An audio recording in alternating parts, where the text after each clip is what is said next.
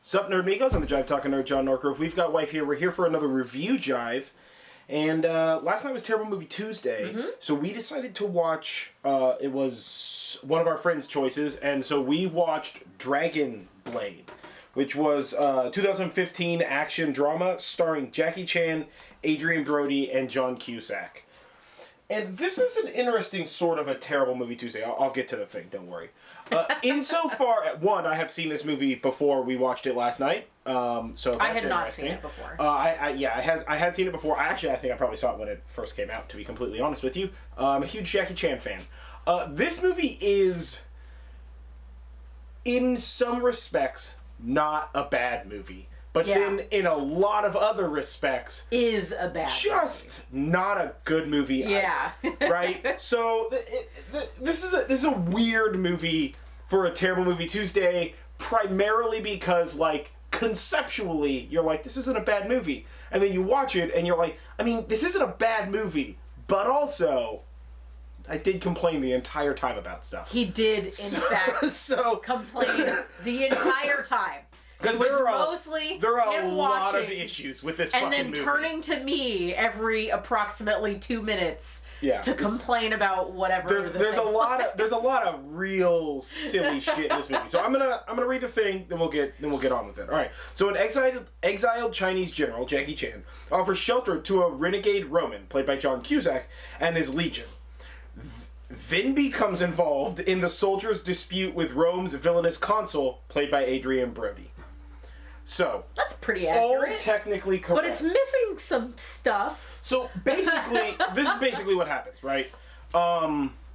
So Jackie Chan is a general for a group of soldiers on the Silk Road who specifically are defending peace. So they're like non-combative soldiers. I mean, they're like super skilled. Well, they are combative, but they're not.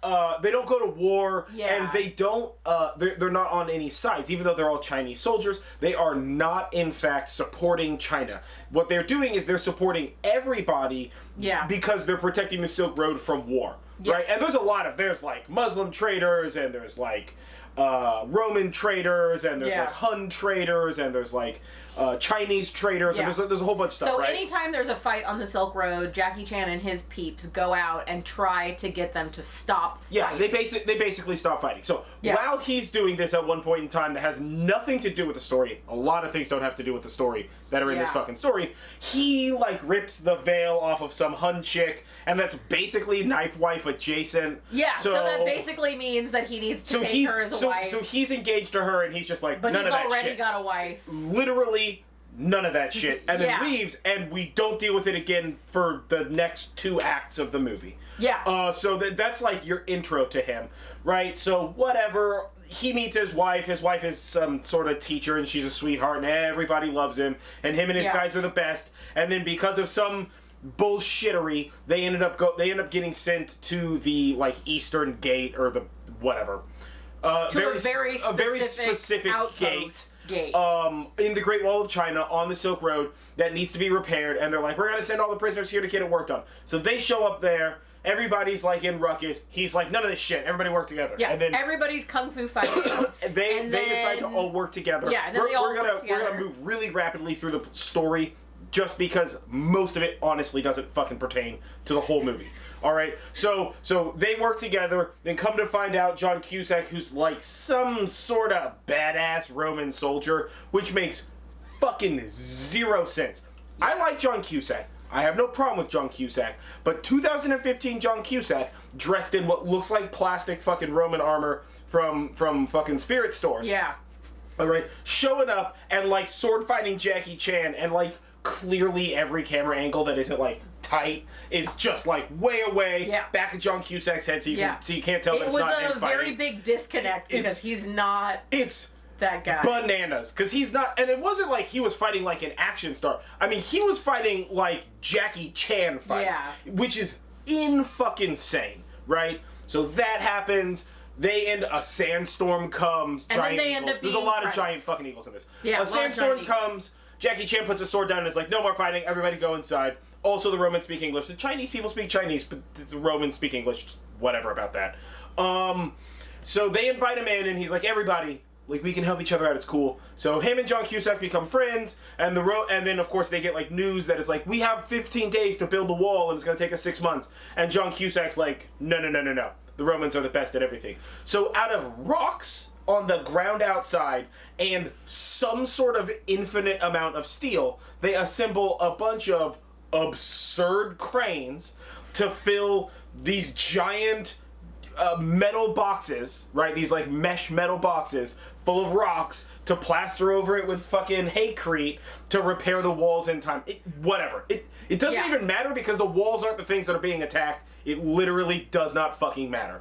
But so that happens, and then come to find out John Cusack has some sort of a beef because he protected a kid who's supposed to be the next whatever. The next emperor. Not emperor. Probably, just the next guy in charge of this specific area that is not specifically the Emperor of Rome. Yeah. And it's weird because at no point in time were they ever communicating back with Rome or the Chinese ever communicating back with China. This is sort of just like a local dispute with grander implications towards each of these countries and provinces and such, but whatever. Adrien Brody shows up, and Adrien Brody plays like a crazy master sword murder evil guy, which is just... Who's like the head of some sort of battalion of troops. He is as threatening in this movie as gang members who dance in unison and do this shit are. Like, yeah, okay, I guess one of them had a knife. But I feel like he did a little bit better than John Cusack, though. I mean, insofar as he's a younger man, well, yes. Most of the time when John Cusack's got his sword and he's like sword fighting anyone in this movie, he kind of has this look on his face like, why am I here and how did I get this sword? That's fair. John Cusack seems very confused about what he's doing in this movie. Adrien Brody, the thing is that Adrien Brody's trying real hard to be like menacing and scary Thanos-y style, and the way that they have him fight is like, it's very, we want him to be clearly the one in frame for shit. So like he does some tricky shit like camera behind him, but most of it's him in frame, and it's just sort of like power over thrusting, you know, or whatever. Where he's not great at the swords, but when he swings, Jackie Chan and everybody else who fights against him sells it like they're in the WWE, and it's just like they're just like, wah, wah, you know, like everything's bananas for this guy. It wasn't great, but I feel like he did a better job. Multiple times. They could have killed him, and they just chose not to swing that way. Also, Adrien Brody's got this, like, kind of Game of Thrones-y smolder going on, so, like, that was super nice, too. I guess, yeah, I don't know. He looked like a right prick in the whole bloody show. Well, but you don't like him anyway, so... I like him as an actor, not in this. Is primarily my issue with this, is that it's absurd what's happening in here, and his character turn at the end is just... Yeah. More giant eagles. Anywho, so Adrien Brody and his Roman legionnaires find out that John Cusack and his Roman legionnaires are hanging out with Jackie Chan and his soldiers and a bunch of prisoners and like some Huns that Jackie Chan picks up because the girl's in love with him and all this kind of stuff. So they go to invade. Whatever. John Cusack gets kidnapped and tortured. Brutally, I might add. Like, super brutally tortured. Jackie Chan ends up, like, basically Jackie Chan and his boys get captured and then break out of being captured to save John Cusack. And John Cusack is basically like, I can't be saved. I literally can't walk. My legs don't work. Yeah. And he's like, but you gotta destroy all these, like, weapons and armor and stuff in here. Because he was being held captive in, like, the storehouse. Yeah. And he's like, you know, because fuck Adrien Brody. And so Jackie Chan's like, that's fair. Burn the place down. Shoot John Cusack in the neck with an arrow. To put him out of his misery, I guess. Lots of people get shot in the necks with an arrow. Dude, all the time. Like, let me tell you what, they were very proud of the number of crossbows they bought for this film. Yeah. Because they feature like 1 million of them. Yeah, there's a lot of bows and arrows happening here. But, so like, whatever. John Cusack dies, which is like a sad thing. And, of course, then they have to fight off, like, wave after wave of Legionnaire. Inevitably, Jackie Chan has to fight Adrien Brody. Jackie Chan basically loses that fight, and then in losing that fight, realizes, I don't know, some shit. And Adrien Brody, at this point in time, basically, because, like, all the secrets have been released, that Adrien Brody's, like, more of a piece of shit than we ever believed he possibly could be in this movie, which is sort of bananas, right? Because it's like, he's already a bad guy. Why do we need more reasons to hate him? But whatever. Yeah, they push him further along the bad guy spectrum. And in that, right, all of Adrien Brody's Legionnaires are just like, we don't want to be homies with this guy no more. Yeah. Right? And Brody's just like a real hero, sticks to his guns all the way to the end, and then gets fucking murdered by Jackie Chan. Yeah.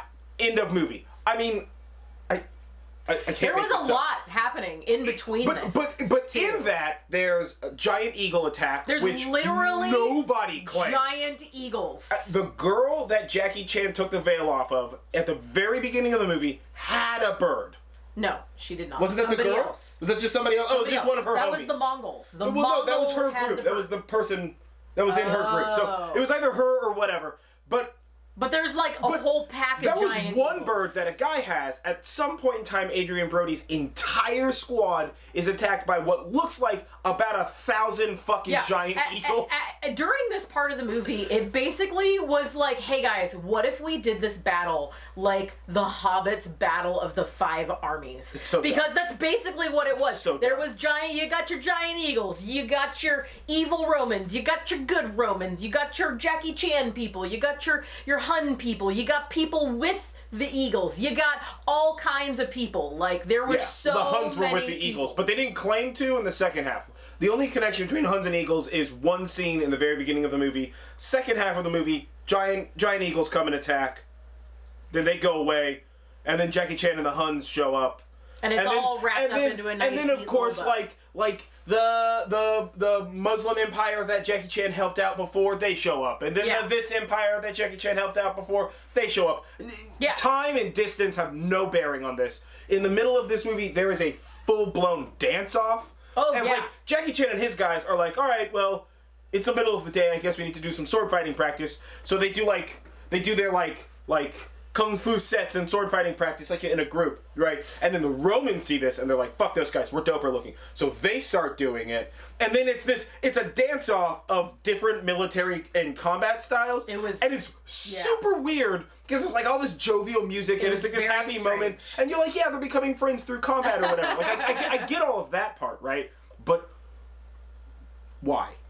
Because they were friends before that. Yeah. This is just like, what if we had a dance-off? Just the same, there's a musical scene where, let's see, some people are all drinking and singing, and then Jackie Chan does like a solo song, because Jackie Chan has a musical career and we had to be reminded of that. And then the little blind Roman kid sings a song, and all the Romans start singing and crying and standing up and whatever the fuck. Yeah. Right? And you're just sort of like, we didn't learn anything from that. And it didn't matter. I felt like they were just like, Jackie Chan was like, I want to sing a song. We need and to have a song. Kid was like, check the what box. if I also sing a song? And they're like, yeah, whatever. At this point in time, we're just well, it's like a lot of things that happen in this are like there was like a list of things that they were told they had to include in the movie. They're like, include a dancing number, check. Include a sing along. I mean, check. Insofar as those things are included, yes. But to be honest with you, this movie is really shot and arranged in the way that I don't know that they had a full vision of what they were doing when they started. It's sort of like, what if we made a movie about the Silk Road starring Jackie Chan and like some Roman legionnaires? And they're like, that's a great idea. And then at the end of production, everybody's sitting in a theater watching the movie and the director's just like, oh my god, oh, we're done. Oh, what the hell did we film? And then he watched the movie and was just like, fuck it, put it out. Yeah. And then left. Yeah. I mean, but overall, like, this movie is shot like an anime. Yeah. 100%. It's bananas. Jackie Chan, of course, always good. Yeah. Adrien Brody did a good job in this movie. And so did John Cusack for what he was doing. John Cusack did I think John Cusack may have stolen the show in this one, just because I don't really know if he knew what movie he was in. He might not have. The whole time. Yeah. And it's not like a hate, like he was doing a bad job sort of a thing. It's just that sometimes shit happened, and the words coming out of John Cusack's face and the expression on his face had zero correlation to the scene that was happening. He also doesn't do this kind of a physical movie. Like, we've seen Adrien Brody in other movies that are like a little physical. But like overall, I felt like this was a really good, like, it felt to me like Jackie Chan meets Bollywood is the way that this movie felt to me, because it really felt very epic. It felt Bollywood was trying to appease the Chinese market. It looked all really nice, although I think the costumes left a little bit to be desired, because a lot of it just looked like molded plastic. All of the costumes, but the hair game was on point. Whoever did hair for this movie, good lord, you did a great job. The swords looked cheap. Yeah, all of that stuff looked really cheap. The CGI was pretty weird. But this was fun to watch. I mean, this is the thing, and it was interesting. Like, I wonder if this has some sort of correlation with something that happened in real life, maybe. Yeah, that was at the very beginning. Oh, was it at the beginning? I forgot about that. Yeah. Yes. So it makes me want to learn more about what happened in real life. Vaguely based on some real shit, and I feel that vaguely is like bold, underlined in 72-point font, vague. But at the same time, maybe like it's the Silk Road did exist. I mean, if it says it's vaguely based on true stories, then it is. Yeah. Right. But I mean, vaguely based on true stories can mean anything from. I mean, like, technically there was a Silk Road and the Romans were involved in it. Like that means that this is vaguely based. I mean, it can be. Or this could be like literally a giant legend, and they just sprinkled in the Huns because the Huns weren't involved, or some dumb shit like that, right? Or it could be very accurate to what really happened. Like, some of this, like, based on true story kind of movies are like Texas Chainsaw Massacre, where it's Amityville where there's like 3 bullet points that match and nothing else matches. Or it can be super, super accurate, like Amityville Horror, or like Bajiro Bastani, or like Black Hawk Down, movies like that. So there's a lot of room. Full story, and and the thing is with this is that it's not that the movie is intrinsically bad, because it's not. It's a good movie. We rented it on Amazon Prime. Yeah. I recommend you watch it. It was $4, man. It's $4. Like, that's worth it. It's super worth it. Yeah. You're gonna have a good time. It's a fun movie, but there are definitely gonna be scenes across the movie where you're just like, why the fuck is this happening? I mean, like, the moment they started, like the Romans start doing the, like, oh, like, we'll help you out, don't worry about it, we can get it taken care of. And of course, like, all of the prisoners and the Chinese soldiers and Jackie Chan and the leaders of this town are like, no, it's gonna take us 6 months. And the Romans like, we're Roman, don't worry about it. Cut to, like, 5 solid minutes of just parchment and people drawing lines and pictures on that parchment. It was special. And music. It was like a music montage, but then they showed us doing the construction afterwards. Yeah. So it was like a music montage for the engineering side of it, but then the construction, they're like, hey, we built these giant cranes. It was like a let's separate go. montage. But these cranes, I mean, like you're just looking at it, and clearly it's like a miniature, or they built like a giant model that's super lightweight or something like that. But it's just like, where'd they get all that steel from? What the fuck, man? Yeah. I mean, just where are those? There's no trees. You're in a fucking desert. Somebody's giant ass timbers. It's this. There's just so many points of, like, logical disconnect in this show. Or again, the scene with the giant eagles attacking the Romans was, like, vaguely magical. Well, right? it was very Hobbit. I mean, it was exactly the giant eagles that we're referencing, right? It was exactly like that. It's exactly like that. But it's one of those things where there's so many things that, like, sort of kick you out of the movie. It doesn't spoil the enjoyment of the movie, but it certainly makes you think more about a stupid movie than you thought you would whilst watching a stupid movie. Yeah.